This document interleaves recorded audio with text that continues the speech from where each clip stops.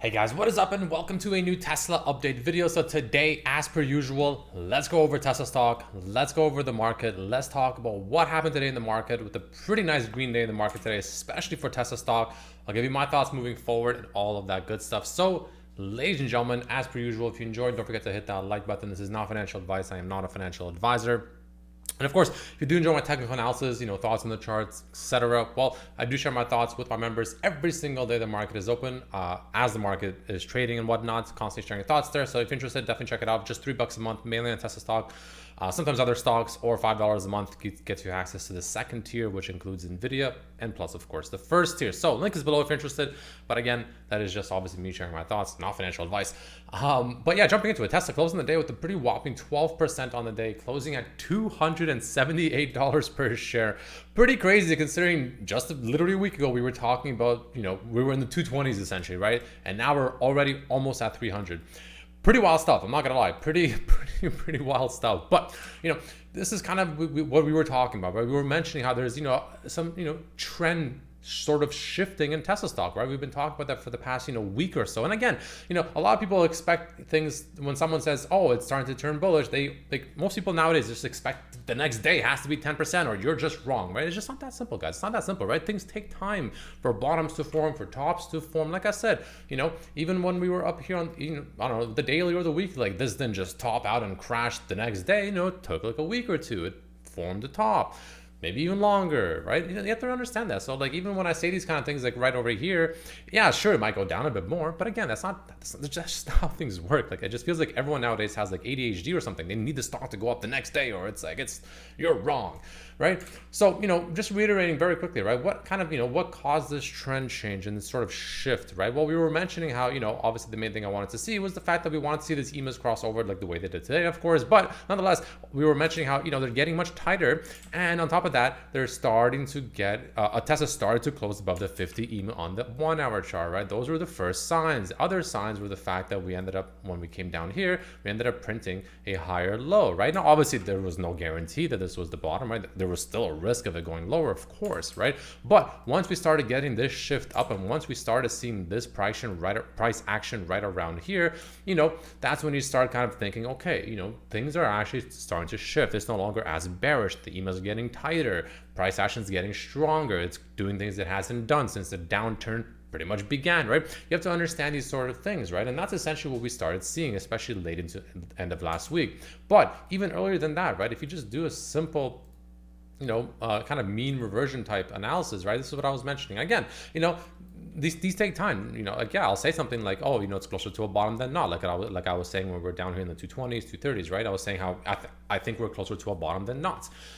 And I mentioned many times how, it's the same idea as, up here versus down here. Like, buying up here to me is like the same thing as selling down here, or, or vice versa. Like, longing with calls, the same thing as shorting down here, in my opinion, of course, right? It's just, you're so far away from the mean reversion. Like, you're just playing with fire. And, that's just kind of how this market works, right? 90% of people are sheep, right? That's just that. It is what it is. Everyone up here was very bullish. Everyone down here was extremely bearish, right? Again, there was a risk. There's always a risk. Technically, there was a chance it goes lower to 180 or something. There's always a chance, right? There's always that possibility.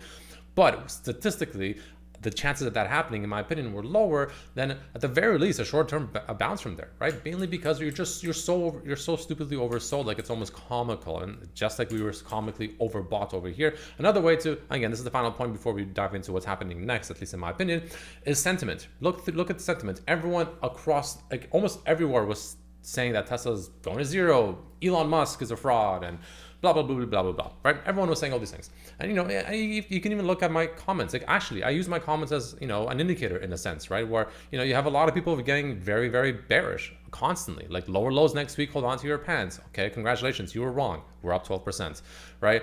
Bottom, bro, it's overvalued more than the internet bubble. Might be worth looking at once it reaches 25. He's a clown.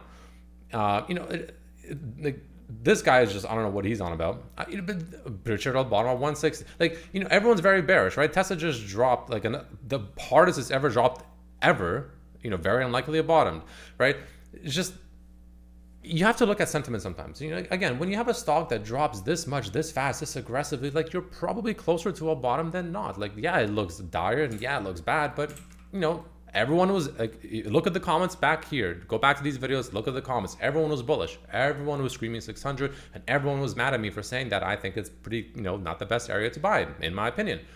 Same thing here. Anyways, jumping into it, that's just kind of the idea, right? And with a stock like Tesla, it's important to take those kind of sentiment factors. It's actually like unironically an indicator. It's important to take these things into consideration. Now, based on today's price movement, Tesla has done very, very good things, right? There's things that it has done today that is very, very good. Now, I do think short, like very short term, for the next 2 days, maybe 3 days, maybe the rest of the week. I don't know. Hard to say exactly, but for the next few days or so, I do think it is pretty overbought, right? It is very short term.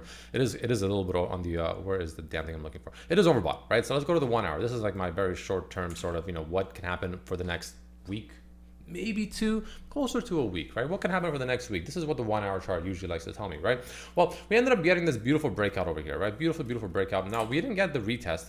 One option was that in fact that it would come back down to retest like this and then make its way higher. But the problem with that is the fact that everyone's waiting for that, right? When you get these kind of breakouts, and usually when you get a gap up above a massive level of kind of resistance, the stocks, especially like Tesla, they don't like to make it too easy for people to get into the stock, right? Because everyone was waiting for this breakout, and this technically was the waiting for this breakout was technically the right thing to do, right? That, it is the safer thing to do.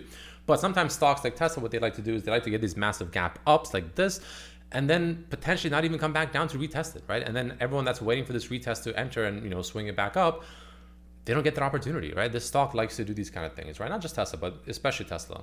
Stocks in general like to do these things, right? So we're not there yet, but we are still, in my opinion, short-term overbought, right? Short-term, we're definitely overbought. RSI is starting to even make slight bearish divergences, where if I open up the RSI, you can see, it is technically starting to make lower highs over here, right? You can see this high over here was around, 83, while this high over here is about 82. I mean, it's not a crazy bearish divergence, but, it's small hints of it, while the stock is, of course, making, its way even higher. So, there are some signs of bearish divergences. It's obviously extremely overbought short-term. So, despite the stock still obviously having short-term momentum, and we could go a little bit higher. In my opinion, I don't think we'll go much higher than about 285-ish. That's kind of my, if we do go a little bit higher, if we do get a little bit further squeeze, let's say early tomorrow or something like that, or just tomorrow or the next couple of days, 285, I'd be surprised if we go much higher than 285 before, definitely cooling off a little bit, right? Some small cool off. Now the question, of course, is if you get this cool off, which again, 285, you can see this area right here is pretty important, right? Massive area of resistance right here, some area or support rather, and then some area of resistance right over here.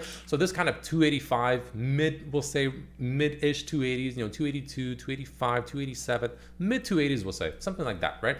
In theory, it should be a bit of a problem, at least in theory. You never know sometimes, right? Sometimes with Tesla, you honestly never know. It could just continue going. Sometimes the stock does do crazy things, right? As we've seen, for the last 2-3 weeks or so.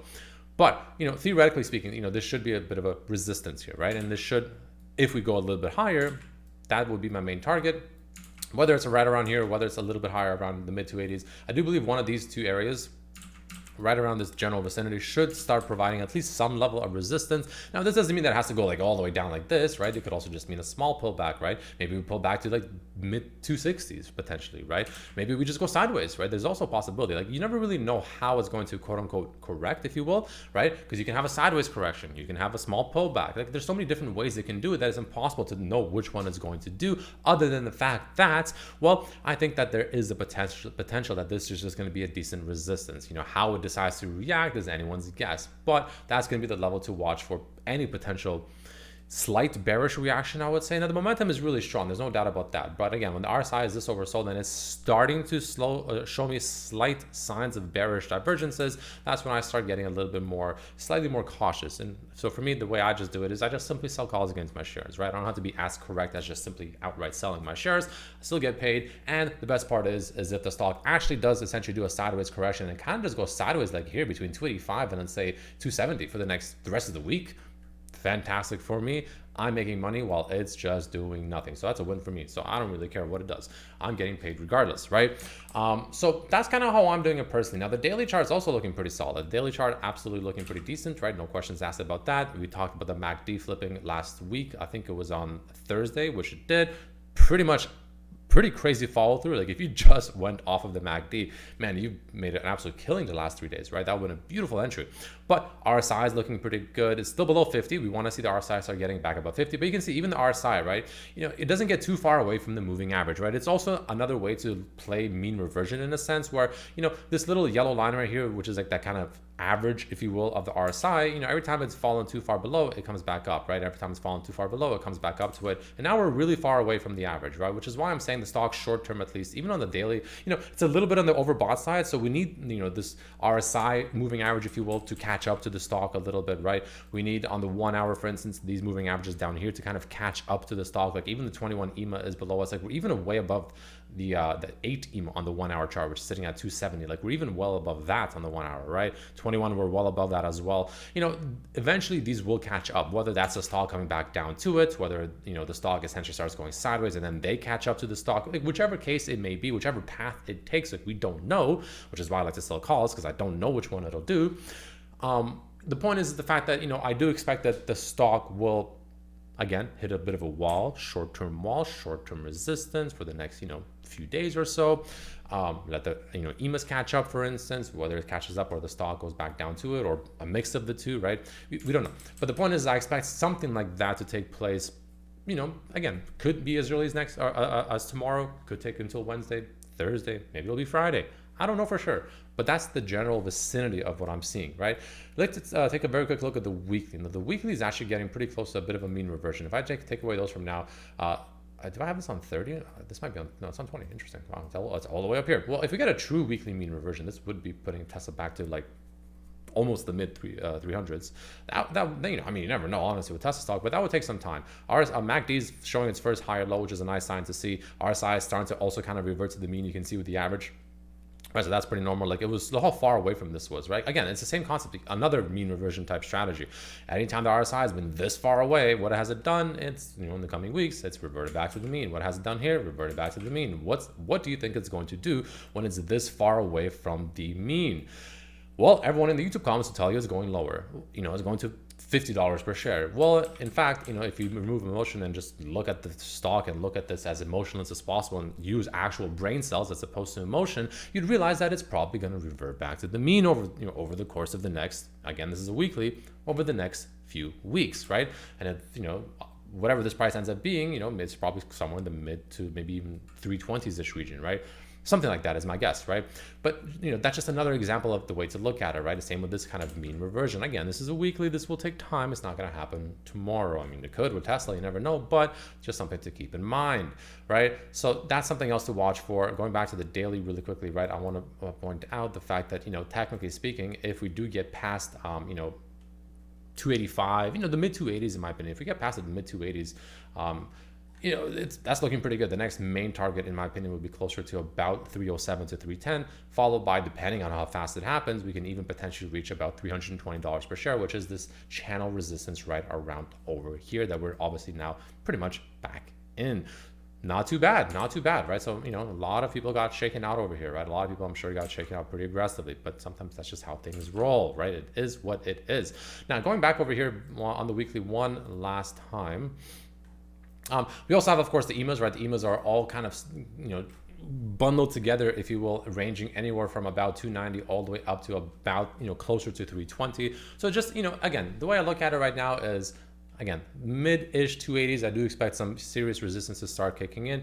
If we break above that, I do expect us to make our way into the lower end of the 300s, where, I do also expect some resistance to start kicking in, especially if it happens kind of in one fell swoop and, pretty quick and pretty aggressively, let's say over the next, 2 weeks or something like that, right? If it happens too quickly, you would expect some resistance to kick in with all these EMAs over here, probably get a rejection, and then most likely make your way higher, right? Again, it really just depends on how fast the stock decides to move and how fast it decides to do these things. But regardless, I do think very short term, again, over the next couple days or so, the 1 hour is signaling to me that it is pretty damn overbought.